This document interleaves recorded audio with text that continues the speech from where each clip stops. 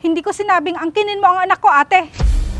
Ang sabi ko, alagaan mo lang habang wala ako. Napamahal na sa akin si Ron na para kung tunay na anak. Kaya hindi ko siya ibibigay sa'yo. Ron? Bakit po, tita? Dito ka muna titira sa bahay ko, ha? Uuwi pa po ba si nanay dito? Hindi ko alam, Ron. Basta iniwan ka na lang niya sa akin. Sana hindi na lang po nawala si tatay.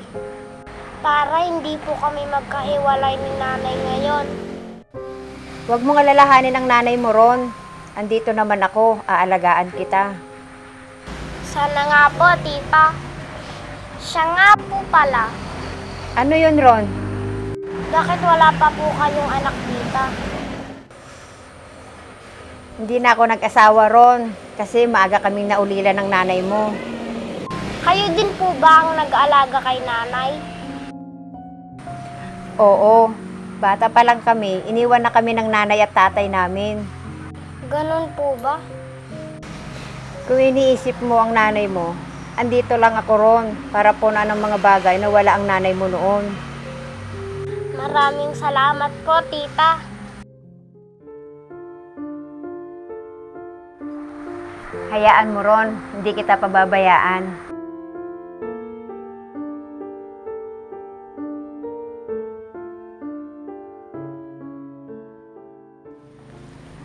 Ron!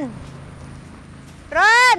Wow! Loko-loko ka talagang bata ka. Kahit kailan, bigla-bigla ka nalang sumusulpot. Si Nanay Lisa talaga magugulatin. Ikaw talagang bata ka. Magkakasakit ako sa puso dahil sa'yo. Ano pong ulam na Lisa? Siyempre, nagluto ako ng adobo. Talaga po, gutom na ako. Hoy, Ron! Dahan-dahan ka, baka madapa ka dyan. Hindi po yan, Nay! Yung batang yun talaga. Ate Lisa, Mitch?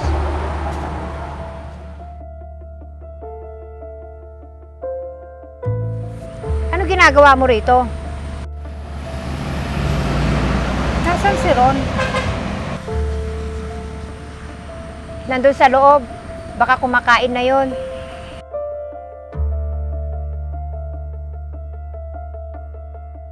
Ano kayang balak ni Mitch?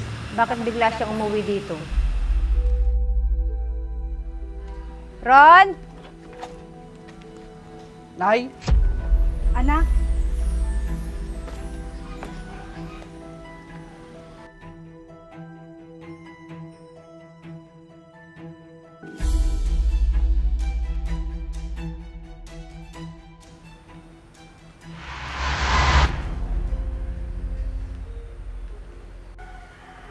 Ron, ang nanay mo, magmano ka sa kanya.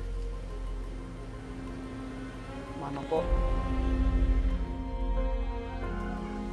Anak, may magandang balita ako sa'yo. Ano po yun? Isasama na kita sa Maynila, anak. At doon ka na mag-aaral ng kolehiyo. Ano? Bakit, Mitch? Wala akong kasama rito. Ate Lisa, doon ko na siya pag-aaralin ng kolehiyo. Mas maganda doon. At para na rin magkasama kami ng anak ko. Kukunin mo na sa akin si Ron? Oo, ate. Hindi ba may usapan na tayo noon? Nakukunin ko si Ron kapag handa na ako. Hindi ako papayag. Anak ko si Ron. Bakit hindi ka papayag? Dahil ako ang nagpalaki sa kanya at naghirap. Sa tuwing may sakit siya, nasaan ka? Nasaan ka ba ng mga araw na yon? Ha? Busy ka lagi sa trabaho mo. Ni hindi mo man lang madalaw ang anak mo? Kahit sandali lang? Hindi ako papayag na hindi ko siya makuha, ate. Nasa hustong edad na siya para magdesisyon. Pasensya na po. Hindi po ako sasama sa inyo. Hindi ko po iiwan si Nanay Lisa. Paano pag-aaral mo sa kolehiyo? Marami pa akong pangarap sa'yo, anak. Narinig mo naman ang sinabi ni Ron, di ba? Pwede naman po ako mag-aral dito. Tingnan mo na, ate. Ayaw na tuloy sumama sa akin ni Ron. Hindi ko sinabing angkinin mo ang anak ko, ate. Ang sabi ko, alagaan mo lang habang wala ako. Ron, punta ka muna sa loob at mag-usap kami ng nanay mo. Sige po.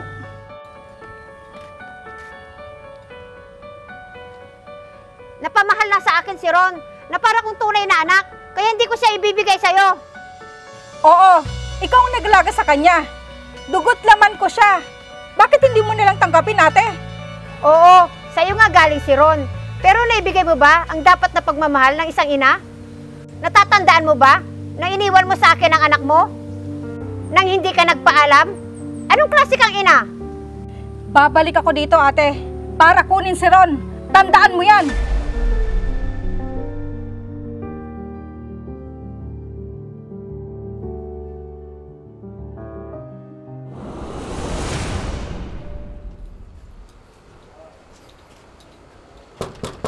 Tao po! Sino po sila? May sulat po kayo galing sa barangay. Nais po namin kayong imbitan sa barangay ngayon para kausapin at pagharapin ng kapatid niyong si Mitch. Asahan po namin kayo. Sige po, maraming salamat po. Sige po.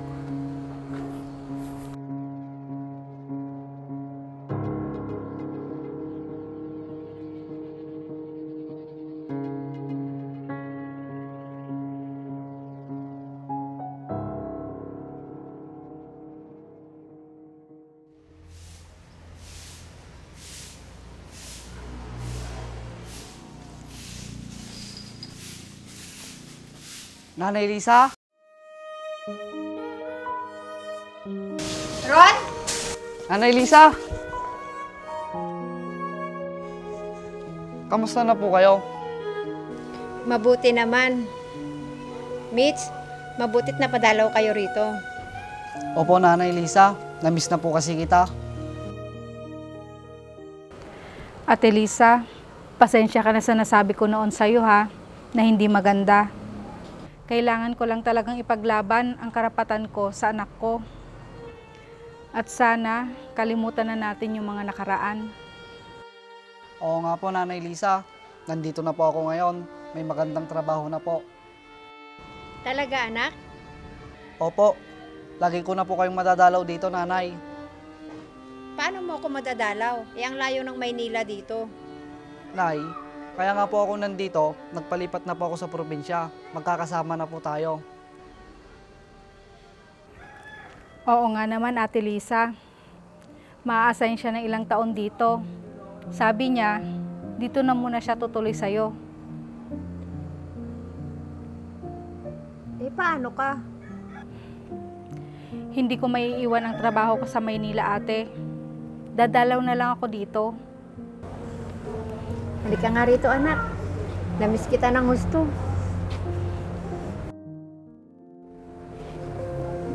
Mitch, maraming salamat at pumayag kang dito ulit siya tumira sa akin.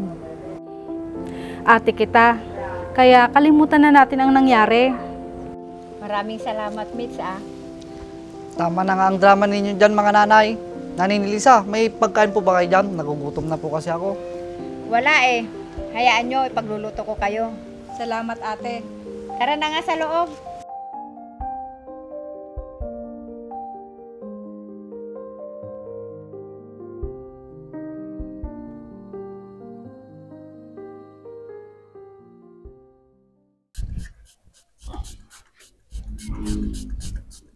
Hindi kami nga pagdalo sa atin. Nakikinis eh. Una yung boy. Nagkinis mo't yung nagkintamati ka din naman. Kaya gumagamit tamit ha? Ito ni, GR4 Extreme Degree sir. Mahit nga pangikat ko ata. Ito mangkin nga grasa. Magaling mo lang ang dilugan ko ha. Nagdalos ni. Maya nagsilingain. Nay. Mahit ha. Nanay, nagdalos sa kadena nanay. May cut pa iso nay. Kulang ata, ibabad mo lang 3 minutes to 5 minutes. Sama ko kuskusin. May cut no kan? Sabi ni, nagdalos ni. Nagdalos ka pa iso nay. Kapag kanino motor ato? Kanyak Kaya motor mo ay? Pahatak ko na kung pagbayad ko. Sayang ay. Nagkalas mo natin suka mo. Di ba alay, basta tumaray. Sa bagay Oh, nagkinis yun, nagsilingin na Kung pa'y makita mo nga lang is nakadagrasa na Kita mo na Pagagatangan nga ikasta. Yung TikTok, Lazada, Shopee, da. Mabalin ng gurdura may salang. Bale, basta pagbayad mo. Ang gurdura ito mga raw, gamitin mo di ka dinak. GR4 degreaser.